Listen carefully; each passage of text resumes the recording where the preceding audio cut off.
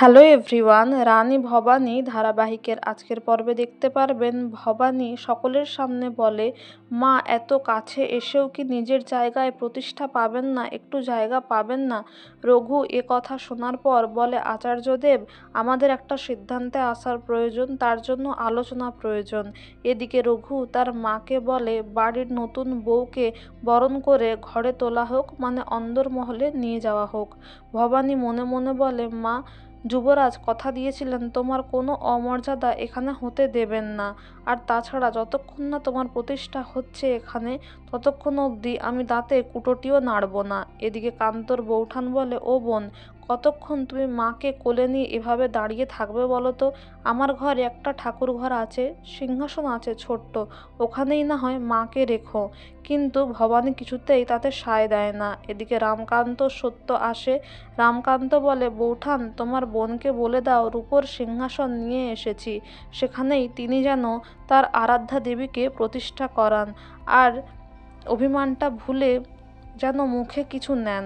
এই কথা শোনার পর রামকান্ত দেখে যে ভবানীর মুখে হাসি ফুটেছে, তার মানে ভবানীর রাগটা কমেছে এবং সে খুব খুশি হয়েছে রূপোর সিংহাসন যুবরাজ এনেছেন এবং যুবরাজ তার দেওয়া কথা রেখেছেন বলে। এদিকে রামকান্তর ঠাকুমা বলে, আচার্যমশাই, আপনিই বলেছিলেন ও দেবাংশী কন্যা, তাহলে ও নিশ্চয়ই মিথ্যে কথা বলবে না, ও যা স্বপ্নে দেখেছে তাই তো বলছে, নাটোরেশ্বরী মাই নিশ্চয়ই জয় দুর্গা। এদিকে আচার্যমশাই বলে, সামনেই মায়ের পুজো আসছে, সেখানে আমি একটা ক্রিয়া করব যার দ্বারা প্রমাণিত হবে মা কী চান। এদিকে রঘুর পিসি ঠাম্মা বলে, ওই হাগরি মেয়েকে আবার অন্দরমহলে তোলাটাই তো মানে অমঙ্গল হয়ে উঠেছে। রঘু বলে, যে বিয়ে হয়ে এসেছে সে এ বাড়ির রাজরানী, তার ভাত কাপড়, তার বউ ভাতের আয়োজন করা হোক। এ কথা শুনে বাকিদের তো চক্ষু চড়ক গাছ হয়ে যায়, কারণ রাজরানীকে ভবানীকে রাজরানী হিসেবে তারা মানতেই পারছিল না।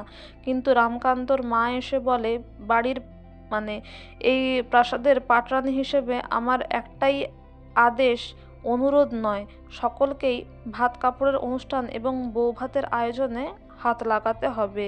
এদিকে রূপোর সিংহাসনটা সত্য ভালো করে ঘরের মধ্যে সাজিয়ে দেয়।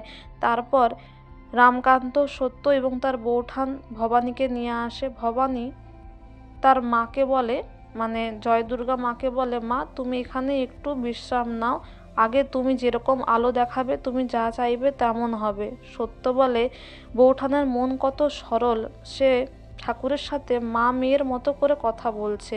এত সরল মন কিনা আবার শত্রুর বুকে কাঠারিও ধরে ফেলে। এদিকে ভবানী বলে, এটা আমার বাবা ঠাকুরের শিক্ষা, আমি অন্যায় অপরাধ দেখলে কিছুতেই চুপ করে থাকতে পারি না, সহ্য করতে পারি না।